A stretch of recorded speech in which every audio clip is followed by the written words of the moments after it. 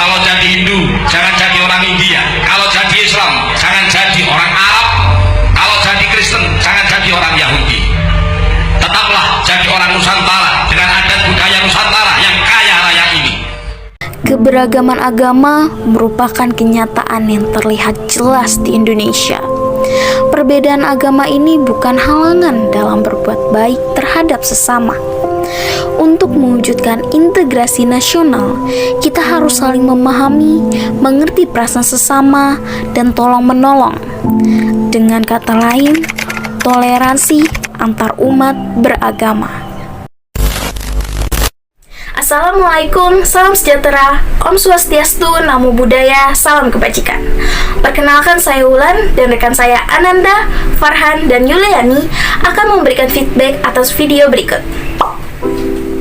Nah, sekarang kita mulai pembahasannya. Pertama, kita akan membahas penerapan nilai-nilai agama sebagai dasar kemanusiaan. Agama yang diturunkan Tuhan di muka bumi idealnya merupakan agama yang selamat, bahagia, membawa kenyamanan dan ketenangan bagi setiap pemeluknya, dan tidak hanya mengakomodasi manusia yang berkuasa dalam aspek ekonomi, sosial, politik, dan lainnya. Agama menjadi dasar sebagai alat untuk menebar kasih sayang dan kebahagiaan yang cukup mendalam bagi umat manusia.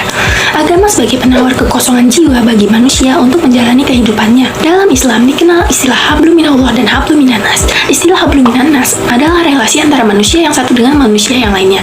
Sedangkan hablum minallah merupakan puncak ketenangan bagi mereka yang dekat dengan Tuhan, bahkan sebagai kebutuhan yang tidak selalu terbatas oleh ruang dan waktu. Contoh penerapan pasal 29 ayat 2 UUD 1945 yaitu toleransi beragama atau saling menghargai dan menghormati antar pemeluk agama.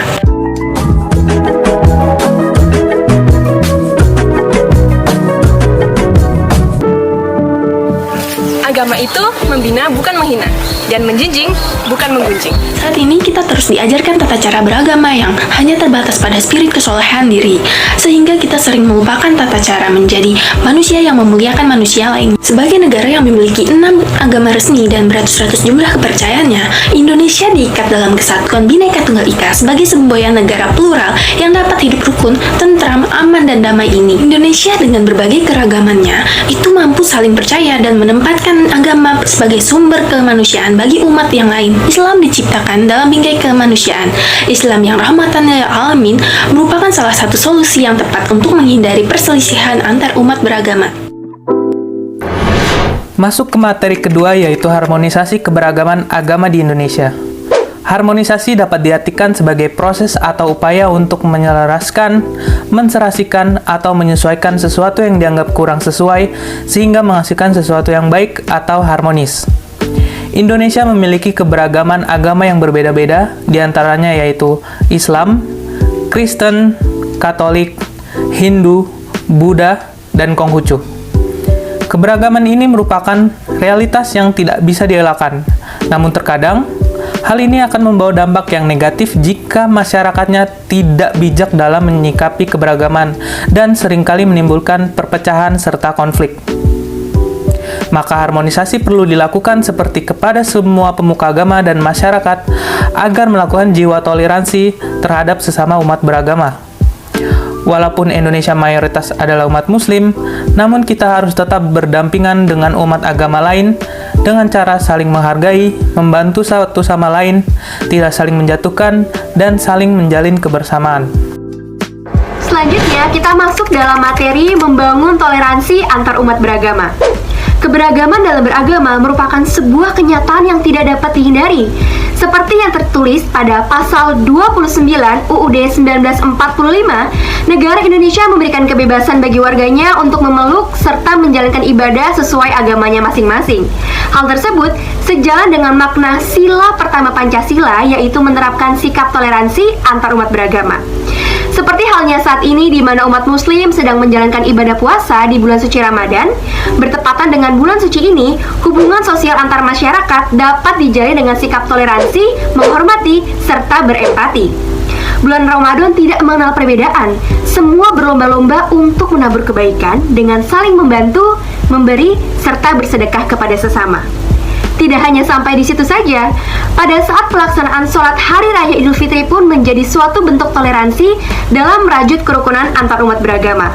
Hal tersebut dapat kita lihat pada cuplikan video berikut. Gereja Immanuel dan Gereja Hati Kudus Yesus yang lokasinya berdekatan dengan Masjid Jami membuka halamannya untuk dipakai para jamaah sholat yang tidak kebagian tempat.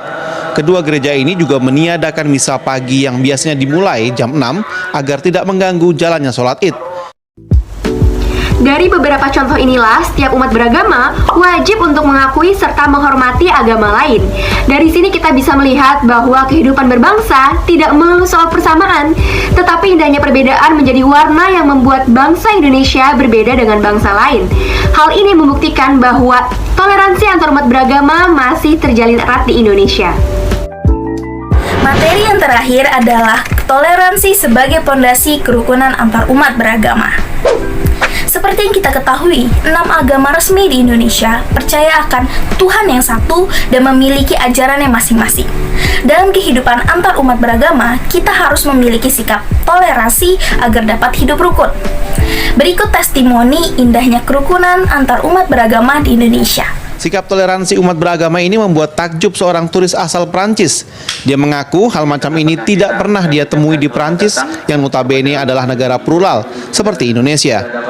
Because in my country, in France, this is not like this. There is many tensions between religions and Menurut Nasmuddin, salah satu cara menjaga kerukunan tersebut melalui dialog. Untuk mendapatkan hasil yang positif, topik yang diangkat haruslah mengarah pada masalah kemanusiaan, seperti moralitas, etika, dan nilai spiritual. Dalam dialog ini terdapat 3 konsep menyikapi perbedaan beragama. Yang pertama, setuju tidak setuju. Maksudnya setiap agama memiliki ajarannya masing-masing, sehingga kita harus bertoleransi terhadap perbedaan tersebut. Kedua, setuju untuk setuju. Maksudnya setiap agama memiliki kesamaan dalam upaya peningkatan kesejahteraan. Yang ketiga, setuju untuk berbeda. Maksudnya kita menyikapi perbedaan dengan damai. Banyak dialog yang pernah dilaksanakan. Salah satunya pada tahun 2021, dialog antara Gereja HKBP dengan pengurus besar Nahdlatul Ulama.